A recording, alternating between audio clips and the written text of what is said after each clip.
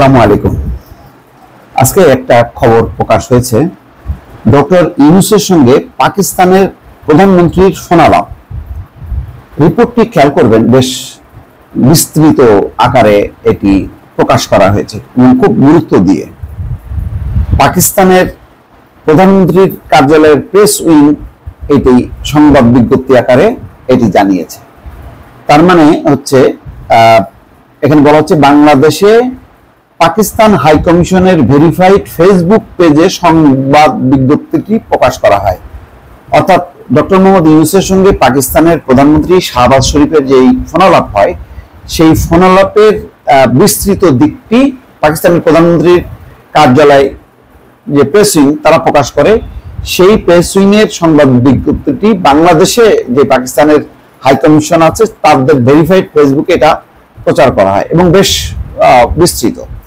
দর্শক, এর একটি মাঝে যা আছে, আন্তর্জাতিক কূটনীতিক অঙ্গনে বাংলাদেশ এতদিন একটা একতরফা বা একপাক্ষিক একটি অবস্থান ছিল। সেটা হচ্ছে মূলত ভারতকে কেন্দ্র করে অন্যান্য দেশের সঙ্গে সম্পর্ক। এই ধারা সম্ভবত বদলে যাচ্ছে ডক্টর ইউনূসের সঙ্গে যেই শাহবাজ শরীফের ফোনালাপের মধ্যে দিয়ে বিষয়টি পরিষ্কার। কয়েকটি শব্দ এখানে খুব গুরুত্বপূর্ণ। সেখানে বলা হচ্ছে যে দুই দেশের মধ্যে যে সম্পর্ক, সেই সম্পর্ক পুনরুজ্জীবিত করা হচ্ছে। তার মানে হচ্ছে আগে একটা সম্পর্ক ছিল যে এটা ভালো সম্পর্ক, যেটা দুই দেশের আর্থসামাজিক উন্নয়নের জন্য জরুরি দরকার ছিল, সেসব সম্পর্কগুলো আবার পুনরুজ্জীবিত করা হচ্ছে। এখানে পরিষ্কার, তার মানে হচ্ছে হাসিনার শাসনামলে শুধুমাত্র এক ধরনের বলা যায় কোন রকম একটা সম্পর্ক ছিল। ভারতের সাথে যেমন নিবিড় সম্পর্ক ছিল, গভীর সম্পর্ক ছিল, পাকিস্তানের সঙ্গে একটা সম্পর্ক ছিন্ন ছিল না, কিন্তু যুদ্ধাপরাধ ইস্যু, রাজাকার, মুক্তিযোদ্ধা, স্বাধীনতা, এই সমস্ত নানান ইস্যুতে এবং ভারতের দ্বারা প্রভাবিত হয়ে বাংলাদেশ কোন রকমে একটা পাকিস্তানের সাথে জোড়াতালি মার্কা একটা সম্পর্ক রাখছিল।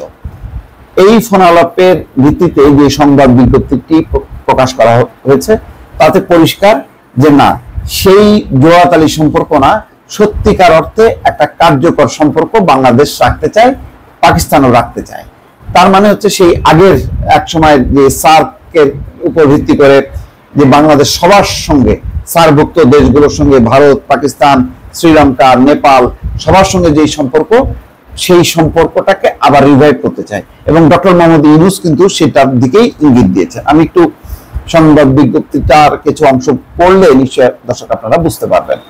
এখানে বলা হচ্ছে যে আজ অধ্যাপক ডক্টর মোহাম্মদ ইউনূসের সঙ্গে টেলিফোনে কথা বলেছেন পাকিস্তানের প্রধানমন্ত্রী শাহবাজ শরীফ। বাংলাদেশের অন্তর্বর্তী সরকারের প্রধান উপদেষ্টার দায়িত্ব গ্রহণের জন্য অধ্যাপক ইউনূসকে ফোনালাপে অভিনন্দন জানিয়েছেন শাহবাজ শরীফ।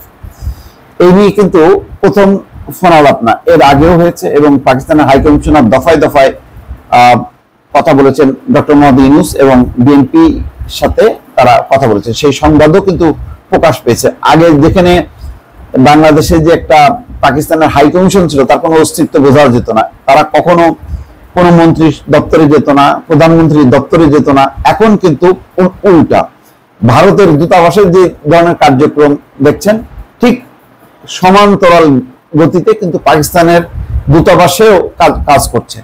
তার মানে হচ্ছে যে একটা রাজনৈতিক যে প্রেক্ষাপট পরিবর্তন এসছে এবং কূটনীতিতেও যে তার একটা পরিবর্তনের ছোঁয়া, সেটা কিন্তু পরিষ্কার।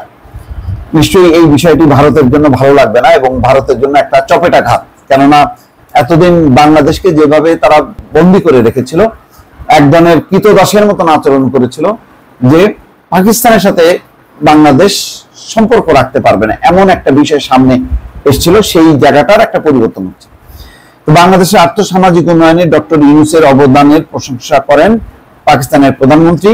তিনি বাংলাদেশের সাম্প্রতিক বন্যায় ব্যাপক ক্ষয়ক্ষতির ঘটনায় সমবেদনা জানান। সংবাদ বিজ্ঞপ্তিতে বলা হচ্ছে, ফোনালাপে পাকিস্তানের প্রধানমন্ত্রী বিভিন্ন ক্ষেত্রে সহযোগিতা বাড়ানোর মাধ্যমে দ্বিপক্ষীয় সম্পর্ক পুনরুজ্জীবিত করার গুরুত্বের উপর জোর দেন। দ্বিপক্ষীয় সম্পর্ক পুনরুজ্জীবিত করার গুরুত্বের উপর জোর দেন। যে কথাটা বললাম যে তারা ওই আর গতানুগতিক বা জোয়াতালি সম্পর্ক না, সত্যিকার একটা কার্যকর সম্পর্ক চায়। এখানে কয়েকটা ইঙ্গিত করা আছে। পাকিস্তান ও বাংলাদেশের মধ্যে ঐতিহাসিক, ধর্মীয় ও সাংস্কৃতিক বন্ধনের কথা উল্লেখ করেন শাহবাজ শরীফ।